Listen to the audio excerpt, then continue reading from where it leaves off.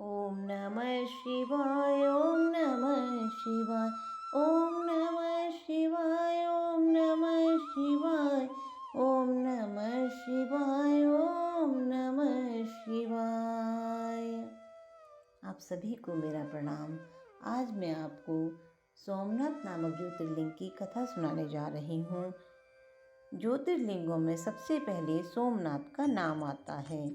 महामना प्रजापति दक्ष ने अपनी अश्वनी आदि 27 कन्याओं का विवाह चंद्रमा के साथ किया था।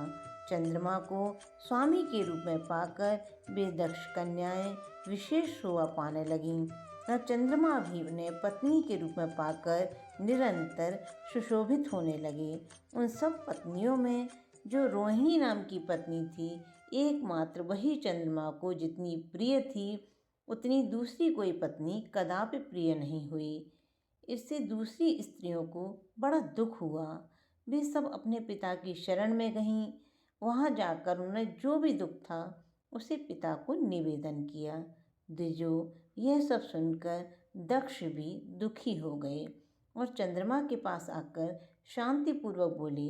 दक्ष ने कहा, कलानिधि, तुम निर्मल कुल में उत्पन्न हुए हो। तुम्हारे आश्रय में रहने वाली जितनी स्त्रियां हैं उन सब के प्रति तुम्हारे मन में न्यूनाधिक भाव क्यों हैं? तुम किसी को अधिक और किसी को कम प्यार क्यों करते हो? अब तक जो किया सो किया, अब आगे फिर कभी ऐसा विषमतापूर्ण बर्ताव तुम्हें नहीं करना चाहिए, क्योंकि उसे नरक देने वाला बताया गया है। सूत जी कहते हैं, महर्षियों अपने दामाद चंद्रमा से स्वयं ऐसी प्रार्थना करके प्रजापति दक्ष घर को चले गए। उन्हें पूर्ण विश्वास हो गया था कि अब फिर आगे ऐसा नहीं होगा, पर चंद्रमा ने प्रबल भावी से विवश होकर उनकी बात नहीं मानी। वे रोहिणी में इतने आसक्त हो गए थे कि दूसरी किसी पत्नी का कभी आदर नहीं करते थे। इस बात को सुनकर दक्ष दुखी हो और फिर स्वयं आकर चंद्रमा को उत्तम नीति से समझाने तथा न्यायोचित बर्ताव के लिए प्रार्थना करने लगे। दक्ष बोले, चंद्रमा सुनो, मैं पहले अनेक बार तुमसे प्रार्थना कर चुका हूँ, फिर भी तुमने मेरी बात नहीं मानी। इसलिए आज शाप देता हूँ कि तुम्हें क्षय का रोग हो जाए। सूत जी कहते हैं, दक्ष के इतना कहते ही क्षण भर में चंद्रमा क्षय रोग से ग्रस्त हो गए। उनके क्षीण होते ही उस समय सब और महान हाहाकार मच गया। सब देवता और ऋषि कहने लगे, हाय हाय, अब क्या करना चाहिए? चंद्रमा कैसे ठीक होंगे? मुनि इस प्रकार दुख में पड़कर वे सब लोग बेवल हो गए। चंद्रमा ने इंद्र आदि सब देवताओं तथा ऋषियों को अपनी अवस्था सूचित की। तब इंद्र आदि देवता तथा वशिष्ठ आदि ऋषि ब्रह्मा जी की शरण में गए। उनकी बात सुनकर ब्रह्मा जी ने कहा, देवताओं, जो हुआ सो हुआ, अब वह निश्चय ही पलट नहीं सकता।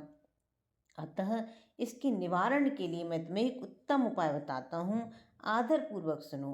चंद्रमा देवताओं के साथ प्रभास नामक शुभ क्षेत्र में जाएं और वहाँ महामृत्युंजय मंत्र का विधिपूर्वक अनुष्ठान करते हुए भगवान शिव की आराधना करें। अपने सामने शिवलिंग की स्थापना करके वहाँ चंद्रदेव नित्य तपस्या करें। इससे प्रसन्न होकर शिव उन्हें क्षय रहित कर देंगे। तब देवताओं तथा ऋषियों के कहने से ब्रह्मा जी की आज्ञा के अनुसार चंद्रमा ने वहाँ 6 महीने तक निरंतर तपस्या की। मृत्युंजय मंत्र से भगवान वृषभध्वज का पूजन किया। 10 करोड़ मंत्र का जप और महामृत्युंजय का ध्यान करते हुए चंद्रमा वहाँ स्थिर चित्त होकर लगातार खड़े रहे। उन्हें तपस्या करते देख भक्त वत्सल भगवान शंकर प्रसन्न हो उनके सामने प्रकट हो गए और अपने भक्त चंद्रमा से बोले, चंद्रदेव, तुम्हारा कल्याण हो। तुम्हारे मन में जो अभीष्ट हो वह वर मांगो। मैं प्रसन्न हूँ, तुम्हें संपूर्ण उत्तम वर प्रदान करूँगा। चंद्रमा बोले, देवेश्वर, यदि आप प्रसन्न हैं तो मेरे लिए क्या असाध्य हो सकता है? तथापि प्रभु शंकर, आप मेरे शरीर के इस क्षय रोग का निवारण कीजिए। मुझसे जो अपराध बन गया हो उसे क्षमा कीजिए। शिव जी ने कहा, चंद्रदेव, एक पक्ष में प्रतिदिन तुम्हारी कला क्षीण हो और दूसरे पक्ष में फिर वह निरंतर बढ़ती रहेगी। तदंतर चंद्रमा ने भक्तिभाव से भगवान शंकर की स्तुति की। इससे पहले निराकार होते हुए भी भगवान शिव फिर साकार हो गए।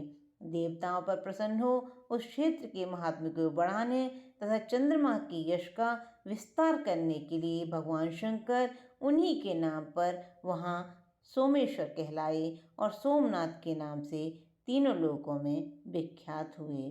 बोलो सोमेश्वर भगवान शिव की जय।